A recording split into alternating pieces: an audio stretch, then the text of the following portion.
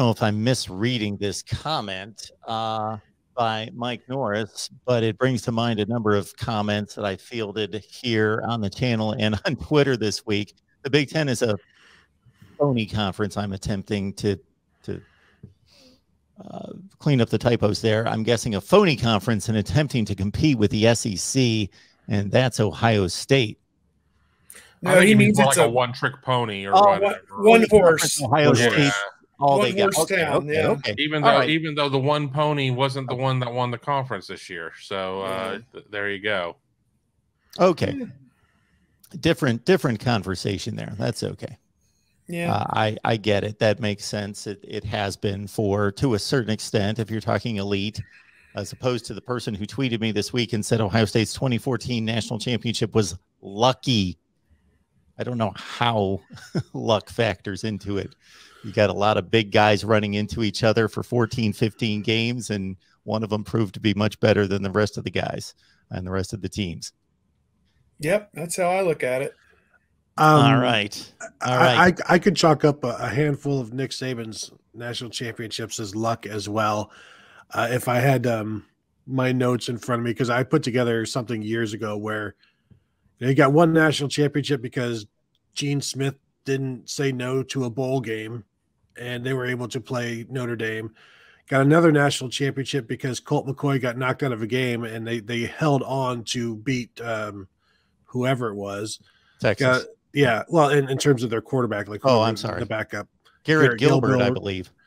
Another national championship by getting to play another team a second time, like LSU or whatever, and just he's been very fortunate. They've caught a lot of breaks. Get to play Ohio State when they're depleted by COVID and all of that, and then this week the breaks didn't go their way. And you lose Jamison Williams, you lose John Mechie, and you see what happens. Well, I'll say this about the whole SEC dominance is I think it's a balanced evaluation. The SEC has taken advantage, and most notably, Alabama has taken advantage of the opportunities. There is no question about that. When given the opportunities to play the games against the other top teams in the country, they usually win the games and therefore take advantage. But to Tony's point, and there are others, it's more likely that a conference or a team is going to win a national championship when they are given more opportunities. So look through the BCS era, look through the college football playoff era, make a checklist of the times in which each conference was given a selection. Understand it's not the NFL. They're not objective entries into the playoffs. They are selected, and the SEC has had far more opportunities than everyone else.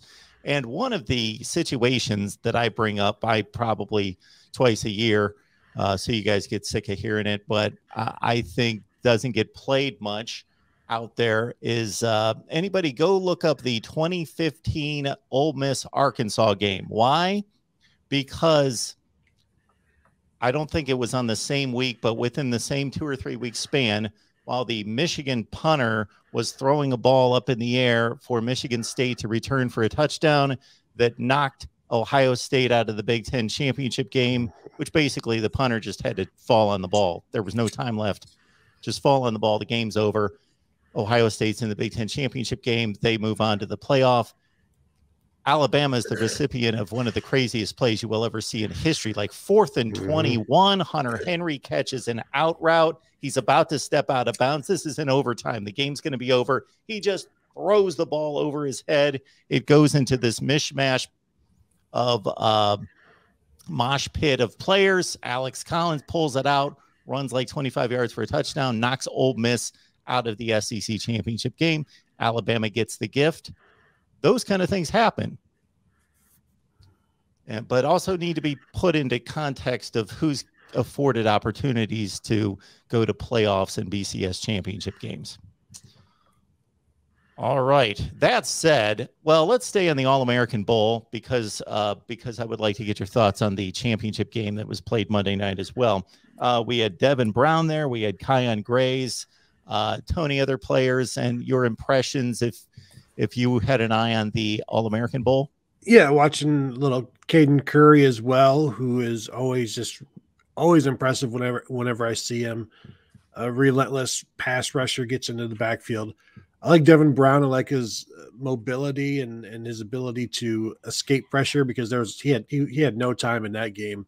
His offensive line did him no favors. But Keon Grays continues to remind me of Chris Olave, very much so. And then he was also broke a dude's ankles on one route, on like maybe the only real target he had in that game, which should have been a touchdown, but was underthrown and made a defender look silly. So certainly some solid performances, but you just wish we would have had an opportunity to see more guys, because there are so many guys out with COVID that you see him tweeting about how they had no symptoms, but they weren't allowed to play, and they're all a little miffed, as Kevin says, just sitting in the hotel room. But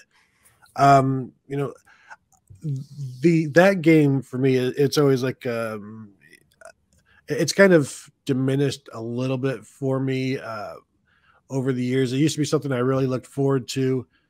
And then you see, because we've seen so many guys, Ted Ginn, Terrell Pryor, Chris Wells, but then you also see other guys like Ezekiel Elliott, who they played safety because they didn't think he was good. Basically, he wasn't good enough to be the running back there, and I think they threw the ball to him once. So you never really know what you're going to get to see there, and they've got so many guys that they try to play that it's not always the easiest watch. I still think it's a better product than the Under Armour game.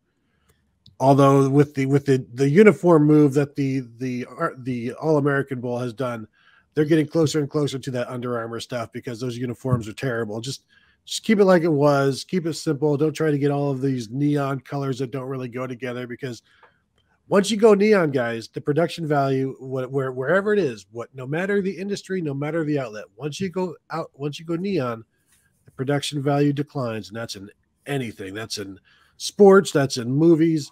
That's in putt-putt. I was there for the whole week. I didn't get to watch the game. I was actually en route back to Ohio, because I went from the Rose Bowl right to San Antonio. So I was gone for 12 days. And honestly, the least amount of value of any part of that was going to be the game itself, because you get 3 days to practice to try and, any all-star game, I mean, really just kind of suffers from this, because there are certain rules that you put in place to try and limit risk.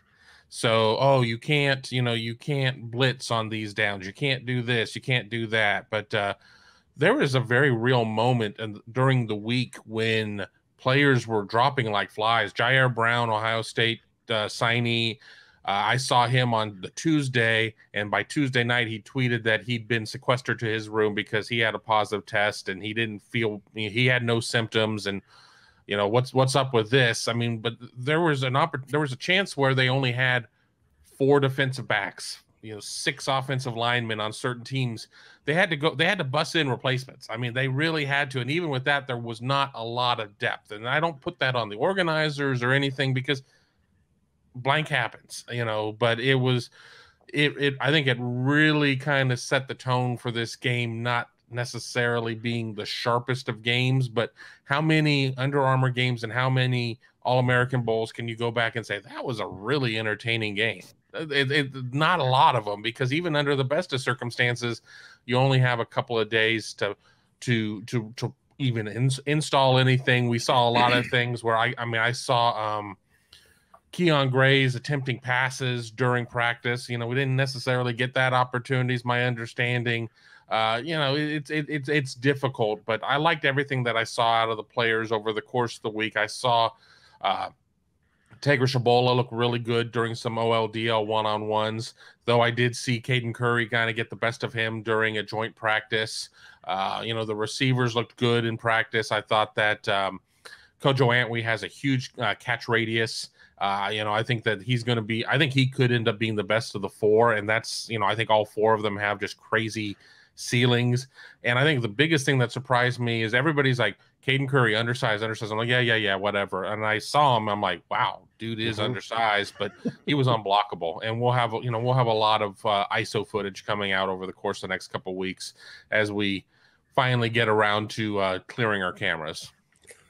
I thought that the broadcast was actually pretty insightful. I thought the commentators did a very good job kind of keeping it light and breezy and pointing out the high points of each of the players, and was well researched, and just seemed to me like they did the best they could under the circumstances to give you some information you could use type thing, if that makes sense.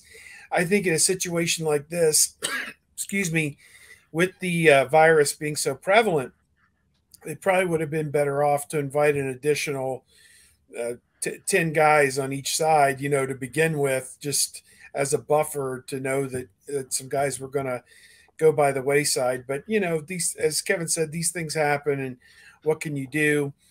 Grace, to me, was very impressive. I didn't get to see much of Brown. Seemed like the one quarterback on his side took 3/4 of the snaps for some reason, and maybe that's because maybe Brown wasn't available all the time, or I don't know. But it didn't make much sense to me, like why one guy got so much more run than anybody else. But otherwise, I just kind of had it on the background, waiting for the Hero Canoe announcement. It was curious. One of the kids looked like he'd already been shipped back home. Looked like he was in his own bedroom for the live remote, and his parents were on site in San Antonio. That's what it seemed like. Maybe I was off. Maybe I wouldn't want to be around my sick kid. Yeah, maybe he was back at the hotel, but it looked like he was in his own room back at home. So I don't know. But unfortunate situation. Again, let's just hope that we're kind of once again, clearing the latest mountaintop and kind of going down the backside of this thing, because we don't want it to mess up March Madness and the football season in 2022. And hopefully we can put this whole episode behind us sooner rather than later. I know things were getting really bad when they flew 4 guys in from Bishop Sycamore. Well, they were rested and ready. Their season was shut down back in late August. So, they but they're all 40 years old. So after they played those 3 games in 5 days, it's okay. They had the weekend off from work. It's fine. Yeah. Oh my God. they found sitters for all their teenage kids. Oh my word.